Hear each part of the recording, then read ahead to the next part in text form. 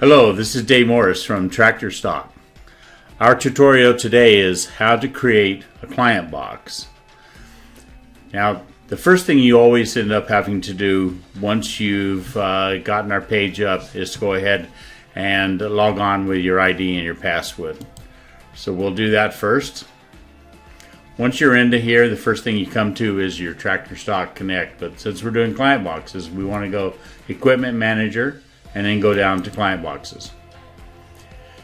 Now you can have as many client boxes as you want. Every registered user and member of ours can end up having as many client boxes as you want, and you can put as many units as you want into a client box, and you can retain them for as long as you would like. Let's start a new client box right now to show you how that gets set up.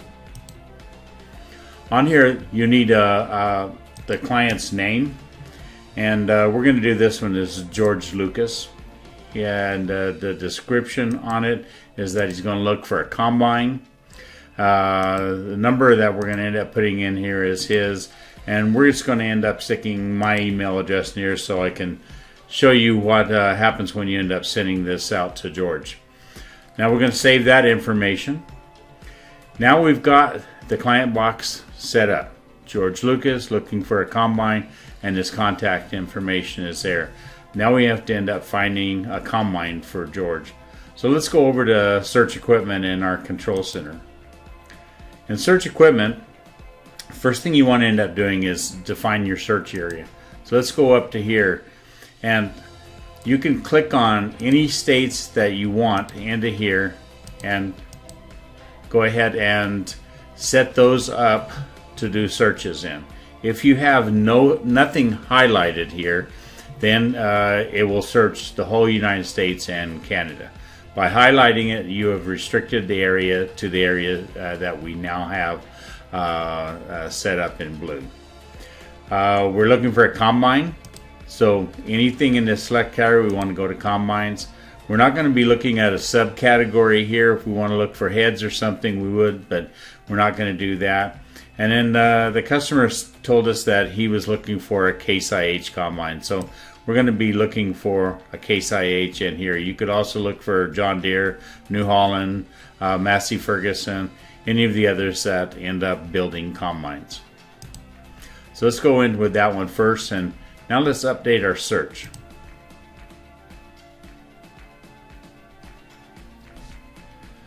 Once we have this, we see that on Case IH, other than having a header here at the top, the rest of these are all Case IH combines. Now, during our conversation, he told us that he was looking for something that wasn't too old. He didn't really want to go over like 1,000 hours. So we're going to scan down to that and see what we can end up coming out with. That's a fairly late model with around 1,000 hours. And we've got a few on here, but let's go with this one that Pioneer Equipment has out of Rupert, and we'll view the details. Now, on this one right here, it's got information on here from Pioneer Equipment, Rupert, Idaho, the contact information, and the contact person, who is Brand Mackert. Now, it has all the photos, it has all the description. If it had features, videos, or condition report listed, we would have all that information in order to be able to share that with the customer. Now let's add this one to our client box. This George Lucas was the one that set up, so we're going to put it into George's client box. Now let's go back over to client boxes and show you what you can do with this client box. You could edit the box, which would mean that you could go ahead and change that George's basic information. Yeah, or you can go to Administration View. Now, Administration View is that you have negotiated a price, and let's just say for giggles that the price that we negotiated is $140,000. We want to make a little bit of margin on this, so we're going to set it up at $155,000. By setting it up to there, we have a little bit of margin built into it. If we have to negotiate down, we negotiate both with the other dealer and then with the customer to try to keep our margin somewhere the same. So if you were to show the details right now from this screen, it would show Pioneer Equipment and brand Macrich still yet into that. So we've set the actual price and we've set the client price. If you were to forget to set the client price and you were to show it to a customer, then it would be ask for price. We won't end up letting you make a mistake of not having a client price in here when you go to show it to a customer. So we've thought of that already, and that seems to work. Let's go back to the client boxes now. We've did the administration view and set our prices. Now we want to show you what the customer is going to see if you are showing it to him in a dealership or somewhere where you're meeting him. You can show it to him with your cell phone, smartphone, a tablet, a computer, anywhere that you have access to the internet. Now when we see this here, the customer is going to end up seeing this information, and the details that he's going to see are this limited amount that's onto here plus what's in view details. On view details, he sees the price that you have just set up for it. He sees all the basic information on it. He sees the contact information that has now been changed to your branding. On this one, since I'm the person that's looking, it's Dave Morris, Tractor Stock, and my information for contact. But everything else is the same as it was with the other dealership. So this is what he would end up seeing. The control center information over here, that information would go away. So you would not end up having that on here. Now we're going to end up going back to the client box again. The other option that you have with this is that if the customer wants to get information, or you want to get the information to him sooner before you're able to visit with him again, you can send it to him in an email. Now when you send it in an email, what you're sending really is a link to his particular client box.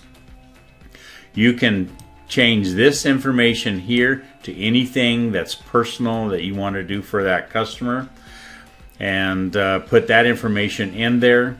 And once you've done that, all he has to do once he receives the email is click here on this link. He'll go right to this again, and then he'll be able to go ahead and see the client view and the display of the information on that unit.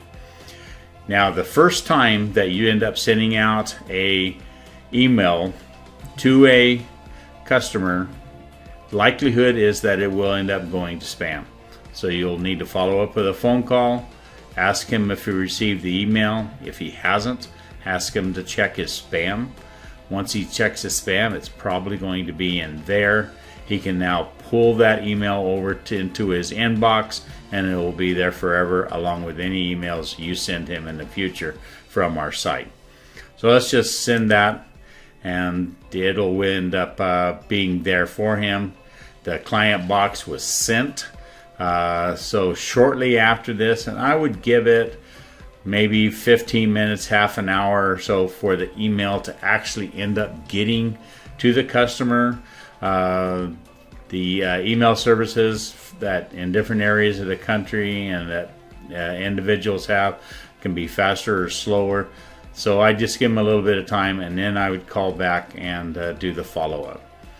Well, that's how easy it is to end up setting up and doing a client box. As I said, all registered members with us can have as many client boxes as they wish, and you can have as many units in a client box as you would like. And the client boxes can stay there for as long as you would like for them to stay there. That's all we have for today on client boxes.